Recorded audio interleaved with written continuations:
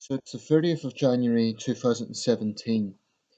This was actually a video I was going to make about a week ago, but perhaps it's a good thing that I've given it a bit of time. Um, because I think if I'd made this video initially, it would mean a bit too soon. It probably is still too soon. Just a heads up, this is going to be quite a lengthy video, simply because there's a lot of issues to cover. But I'll try and make it as compact as possible so that this is not too long-winded. When David Cameron resigned from office, I made a video about his legacy in Britain, and that was only scratching the surface, really. I think with any leader who's been in office for longer than a year, there will be a lot of things to say. Um, Barack Obama served as the 44th President of the United States, the 43rd individual in the position. And I think it's fair to say that his presidency is one of the more consequential. Now, I think when we look at presidential rankings, there are presidents who rank higher, there's presidents who rank lower, but there's certain presidents who stand out. Now, every president is their own character, and every president is noteworthy in their own way, but certain presidents are consequential in a way that others aren't. So I would argue, for example, that Barack Obama is in a way that Bill Clinton isn't. Yet both rank highly among presidential studies. Um, I base that on the fact that nothing really major happened in the Clinton era in terms of the Cold War had ended. There were conflicts going on, there was situations going on in the world, but his presidency wasn't really consequential. Things happened, it was eventful, but not consequential in the way that either George Bush's or Barack Obama's have been in terms of a changing world. So I sometimes see the Clinton era as almost slightly, almost distant, or it's quite hard for me to explain. Even though he's one of the presidents within my lifetime, I'm only using that as a sort of an example to compare against. Um, the Wikipedia article on presidential greatness is quite interesting, and I think one thing about this is that opinions very much shape this. Now, this is a scholarly study, so all the results here are from scholarly studies as opposed to popular opinion, which is very often not the same thing. Um, President Polk is very highly regarded among academics, but he's pretty much a forgotten president among the public at large.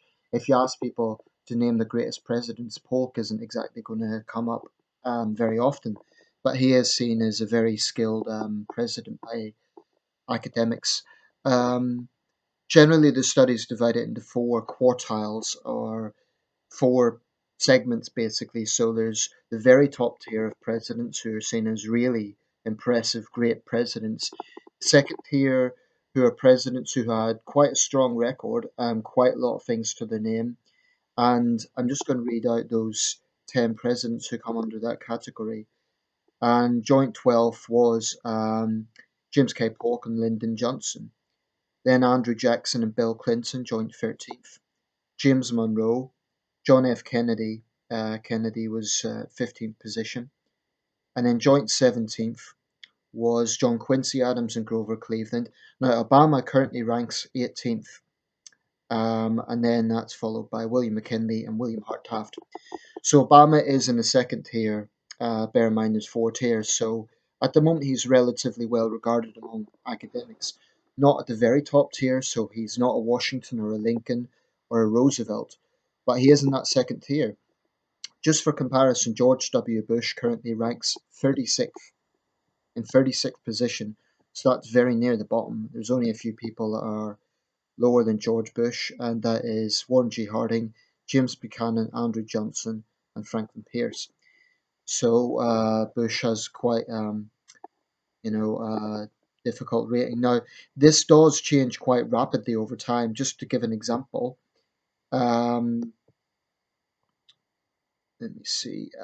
Jimmy Carter went from 18th in the 2011 study to 26th in the 2015 study. So this fluctuates quite rapidly. Perhaps the best example of that is Harry Truman.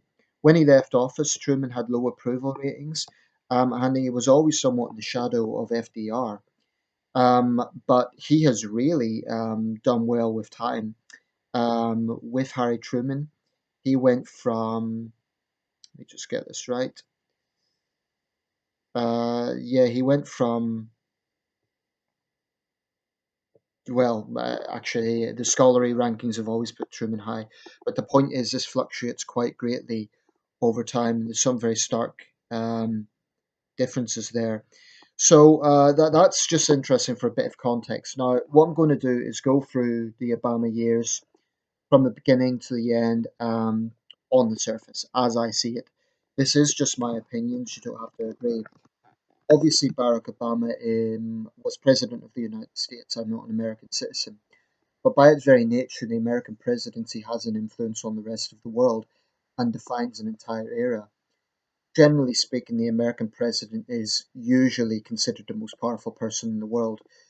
The magazine Forbes, which ranks wealth and power, has, however, put Vladimir Putin in number one spot over recent years. So that may be telling of the Obama presidency. At one point, Obama even got right down to third. Angela Merkel was in second place.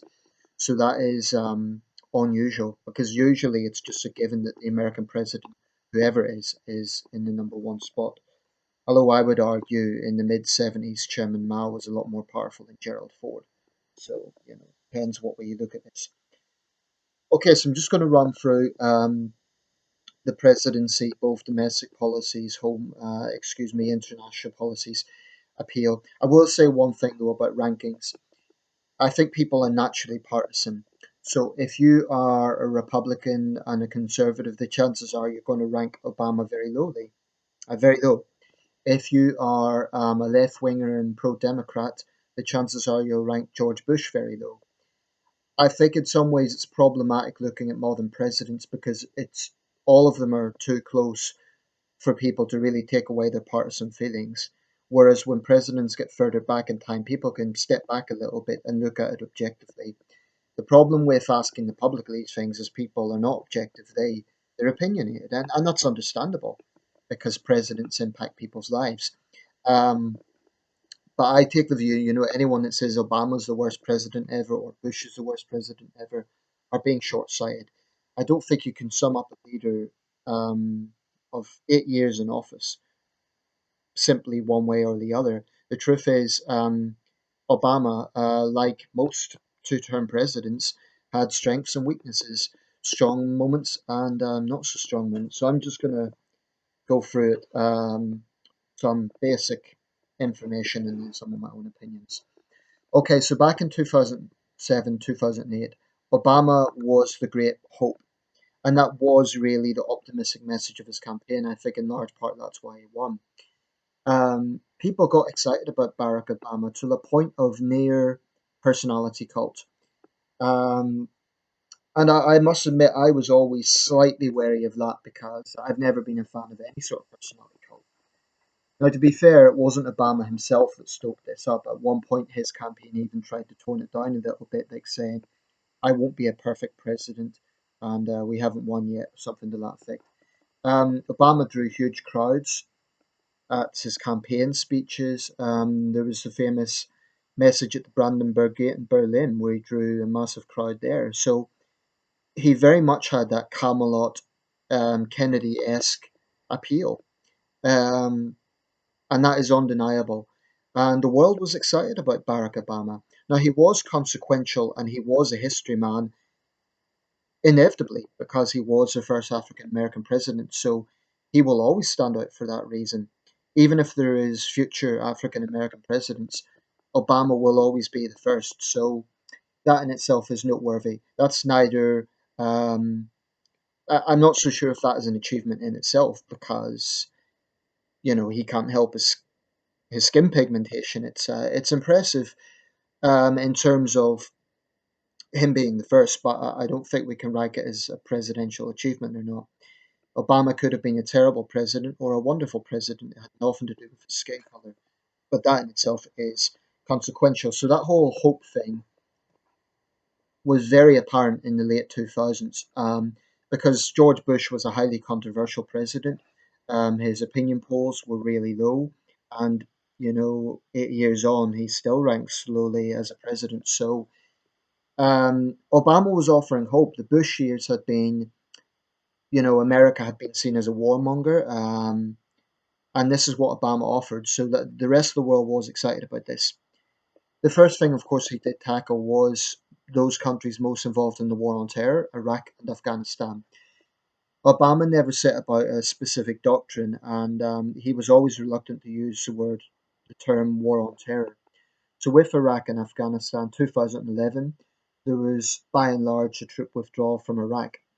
Um, it would be wrong to say mission accomplished completely, because there was of course the rise of ISIS, and then U.S. troops were sent back. So it almost became a Vietnam syndrome of, will this ever end? Nevertheless, there's been far fewer troops, I would say, killed under Obama's administration than under Bush's. But I need to look at the statistics for that. But I'm not sure if Obama was Nixon to LBJ. What I mean by that is, when Nixon came in, he promised to end the war, but he actually escalated the war. So I think Obama done the best he could in that regard. Osama bin Laden, now, this is one thing I think Obama's critics cannot skirt around this. Obama was the president, and the Obama administration was the administration that got rid of Osama bin Laden. Hillary got enormous criticism over the Benghazi situation, which was awful, but they forget she was the Secretary of State who, under whose watch Osama bin Laden, the world's most notorious terrorist, the mastermind of 9/11, was killed. So that in itself is an achievement from a point of view of national security. Of course, it doesn't stop terrorism, but this was the world's most wanted terrorist, a man responsible for thousands upon thousands of civilian deaths. Um, and it was a major morale blow to the Islamist ideology. So I would rank that as one of the achievements of the Obama presidency. Guantanamo Bay, under the Obama administration, torture was abolished, and many detainees were released. It wasn't entirely closed down, so he never managed to achieve that. And certainly some of his more liberal supporters will be disappointed by that. One of the major geopolitical events, or I would argue the major geopolitical event of the Obama tenure, was the Arab Spring. This was an unprecedented event to have so many revolutions going on across the Arab world at one time. The most drastic consequence of that, of course, has been Syria. Now, with Syria, this may well be one of the biggest criticisms of the Obama administration, that he wasn't assertive enough in terms of Russia's role in that crisis. And the humanitarian crisis in Syria, it sounds like a cliche now, but it is the collective guilt of the whole world. The question is, what should Obama have done? It's very easy to criticize, but people need to say, well, what should he have done? On one hand, it is easy to understand why Obama wanted the distance from the Bush doctrine, because that was a highly controversial doctrine um, that did cause the United States to garner a very negative reputation around the world. But the problem is, by saying that we're drawing a red line in the sand for Assad's brutality, and then not really following up on it, it made Obama look frankly weak. Whether that's a fair assessment or not, time will tell. But it's irrefutable that Russia then filled that vacuum. In my opinion, Russia's role in the Syria war is appalling. Uh, and unfortunately, the side consequence of this is that a lot of people are believing that Russia is somehow the savior of Syria. And bizarrely, Donald Trump has actually been pandering to Russian propaganda on this, that it's all about tackling terrorists. The truth is, the Assad regime has murdered thousands of Syrian civilians. So, should Obama have been more assertive? Should there have been a concerted bombing campaign? led by America rather than America taking a backstage. This was the same criticism with Libya. In Libya, it was Britain and France that took the front role with that, whereas Obama, certainly there was American involvement, but really that was a European led mission. At least on the surface, that was the impression. So the Obama doctrine of sort of being a little bit hands off was and is going to go down as controversial. Another big criticism would be Russia's actions in Eastern Europe, the annexation of Crimea and the invasion of Ukraine. That's what it is. So I think there will be a lot of criticism of the fact that Putin's Russia has managed to give the impression, at least, of being ascendant. Um, to be fair, though, this began under the Bush era. Putin has I think Putin's going to be a headache for every American president, and certainly Trump and Putin seem pally at the moment, but time will tell what happens. Um, so, should he have been more assertive in Syria? Should there have been a no-fly zone? Should there have been a more concerted bombing campaign against the Assad regime early on? Maybe, maybe, but that's something that historians can debate. I think it is too early to tell. And again, because we are still in the midst of that war, it's very easy to point fingers and say it would have not happened this way or it would have not happened that way. I think with Syria, people need to be very careful not to draw analogies with Iraq because the two situations are very different. In Iraq, there was intervention, military intervention by Western powers. In Syria, it was a war that began within Syria. So the situation is very different. I think Syria is far more comparable to Bosnia.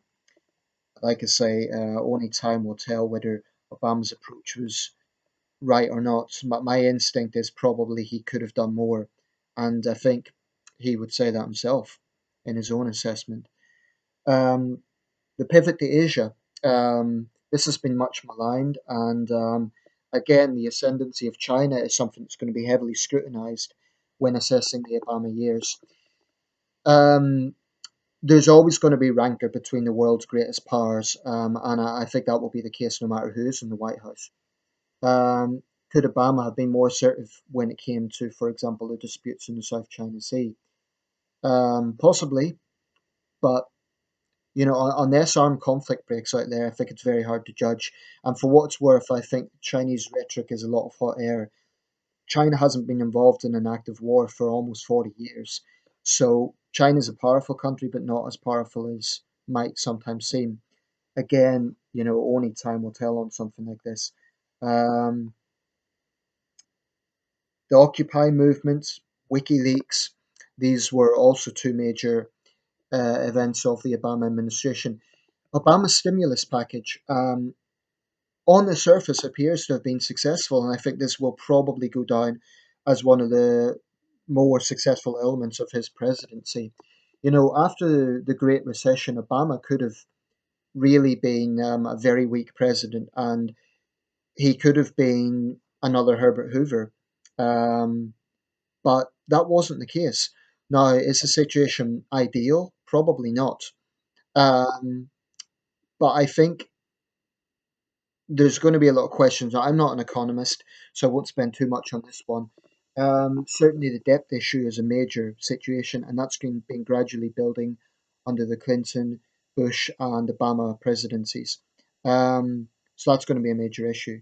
Just one more point about foreign policy. It's worth noting that um, Obama actually used far more drones than George Bush did. So Obama preferred this covert drone operation program to direct war. Now, the thing is, pacifists will denounce that, but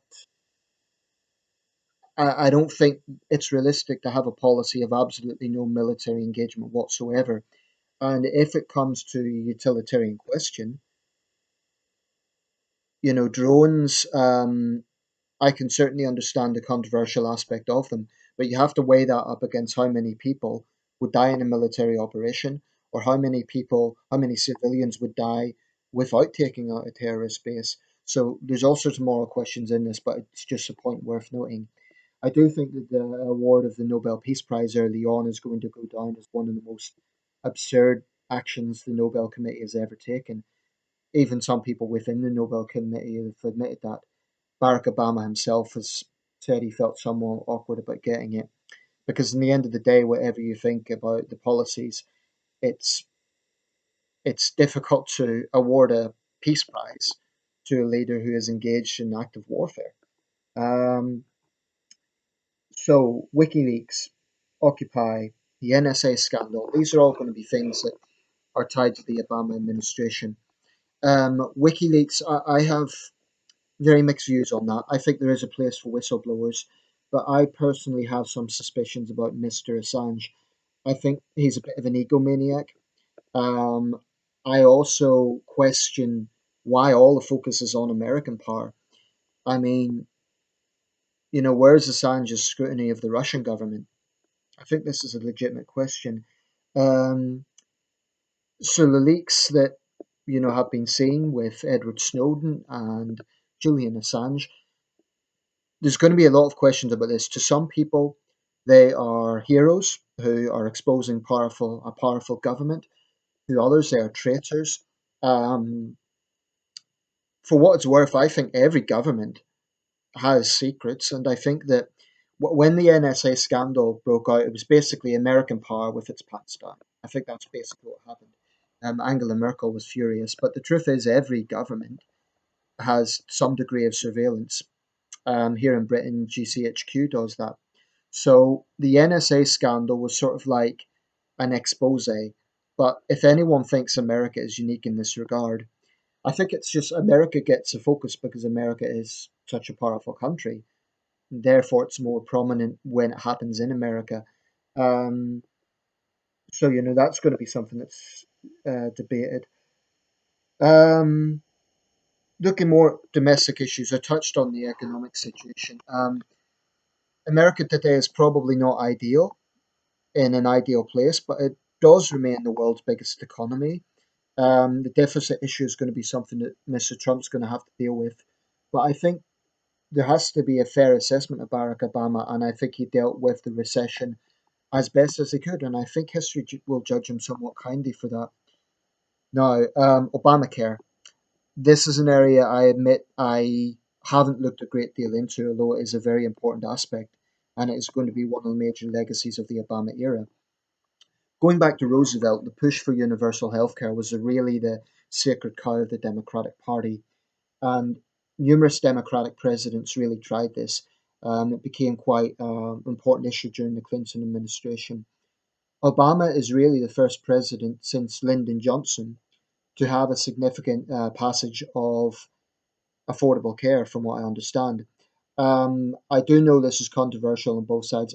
I'll just put my cards on the table. I believe that universal health care is a human right. I know that conservatives say, oh, it's socialism and it's I believe access to healthcare, affordable healthcare, is a basic human right, and so I am more inclined to favour the objective of Obamacare, but I do appreciate that it has its flaws, and I'm not going to say much more with that because I don't know all the issues. I admit I find it quite hard to understand why people would oppose the concept of having universal healthcare. I guess it's because for some people, cost of health coverage has went up, and there was some bureaucracy in the system in its implementation. So I suppose those are some criticisms of it. I will say though, some of the criticisms that were going on at the time, quoting the NHS. The NHS isn't perfect, but the NHS in Britain is hugely popular, and with good reason. In the UK, healthcare is free at the point of service. Certainly, there are some over-the-counter drugs that we have to pay for, but healthcare by and large is free and universal.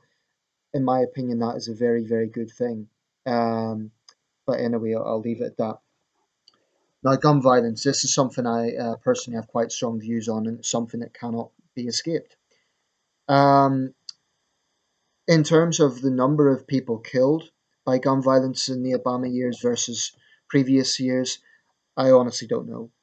But it would appear that the number of mass shootings has increased in the Obama years. Now, this is something that is going to be remembered in this time because it was incident after incident after incident, tragedy after tragedy after tragedy. And Sandy Hook should have been a turning point, but it wasn't because there was still the same arguments coming from the gun lobby that Obama's going to grab your guns and so forth and so on. This became a really partisan issue, and this is one of those things that I think we have to remember that the executive power only went so far. Obama, I think for him personally, this was his most frustrating aspect that he could only do so much on this issue, and he tried his level best. Um, if it opened up dialogue and debate, that is something, but you know, uh, there's going to be things that presidents are judged on that Congress should also be judged on because presidents have to go up against Congress, and sometimes legislation cannot be passed for that reason.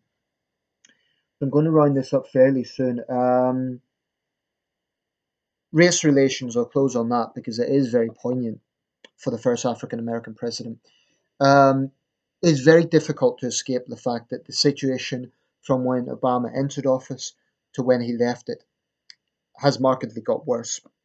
There's no getting around this fact. America is a deeply divided society, and there is a deep polarization between movements like Black Lives Matter and conservative groups who believe that the police are under sustained assault. This is a very heated and passionate debate, and again, I think Obama. There's times perhaps he could have been more assertive in, for example, condemning the polarizing behavior of Black Lives Matter. But the point I would make is that those conservatives who wanted him to just outright condemn Black Lives Matter and ignore the causes, he would then find himself vilified among the black community as betraying his own people. So when it comes to race relations in America, I think presidents have to tread a very careful line because this is such a sensitive issue. And I think Obama probably tried his level best to strike a balance by acknowledging the sacrifice and the challenges that officers face, but also acknowledging that there is a problem with police brutality and police overreach. These issues are complex. They're not going to be solved overnight. But it's impossible to escape that. In the Obama administration, we're going to remember Trayvon Martin, Michael Brown, Eric Garner, and all the heated issues that go around that. Personally, I sort of see both sides. I think it's misleading to always present these cases as a poor unarmed black guy. In some cases, we're looking at thugs with a criminal history. But in other cases, there are inexcusable incidents of police abusing the power. So this is something that is very divisive, very polarizing. Um, and I don't think Trump has been particularly helpful by being so biased to one side and basically saying the situation's out of control and Trump isn't even prepared to consider where these grievances are coming from. It's just a case of, oh, well, the police are right and that's it. That's totally misguided. So, yeah, this is something that is going to be remembered in these years. Okay, finally, on his personal character, I think one of the main criticisms of Obama was the no drama Obama, the sense that he was almost too relaxed. Interestingly enough, this was also levelled against his contemporary, David Cameron. In Britain, we often saw tabloids accusing Cameron of chillaxing. Well, if you look at certain other presidents, take Richard Nixon, for example, who was often very paranoid and got into tirades against his own cabinet. I think having a calm temperament is a very strong thing in a leader. And one thing no one can accuse Obama of is having thin skin. No one can accuse Obama of that. He went through sometimes very personal vitriolic attacks from the right, and he really handled it in a very professional way. Now, whether you like Obama or dislike Obama, I think no one could deny that he was charismatic. I don't think anyone could deny that. And I appreciate his critics will say, well, that was a false front. But he did have tough skin because he took an enormous amount of criticism and he handled it in a very, in my view, in a way that showed real strong temperament. When he got into office, when he campaigned, Obama kind of rallied around the notion of being a great unifier. Now that never quite happened. To be fair, I don't think that was entirely his own fault. I think at times he did try his level best. Was there times that he was partisan? Yeah, I think he probably was. But I don't think you can expect the president involved in party politics can be entirely neutral. It's just not realistic. Um, I think very often Obama went up against the problem of, especially in his first term, it became a case of Obama out no matter what. So that became the sole objective of the Republicans. Now, the same thing is going to happen now because there's going to be Democrats who want Trump out no matter what. And that's where partisan rancor just becomes problematic. I think when we look back at the Obama era, there's going to be partisan sentiment because he is a centre left Democratic president.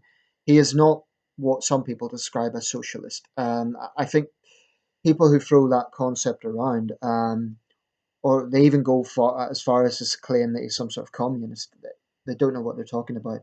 Obama went through some very personal vitriol, not least from the current incumbent. And I think he handled it very well. I'm not uncritical of Obama. I think, for example, refusing to use the term Islamist was just absurd. Also, the whole concept of the regressive left and political correctness is going to be associated with the Obama era because he is a centre left leader. Actually, in The Audacity of Hope, which I've read, Obama himself touches on political correctness and how he doesn't always like it when he's talking about the immigration issue. Nevertheless, he's going to become associated with that in the same way that Tony Blair was in the UK. Um, so I'll leave it there. This has been a long video, but there was a lot to cover. Clearly, this is not exhaustive. Clearly, there's going to be a lot of other things to say. Personally, how do I rank Obama out of 10? On the surface, at this point, I'm going to say somewhere between 6.8, 7.3. I do think that there's going to be some stains on his presidency. I think the NSA scandal.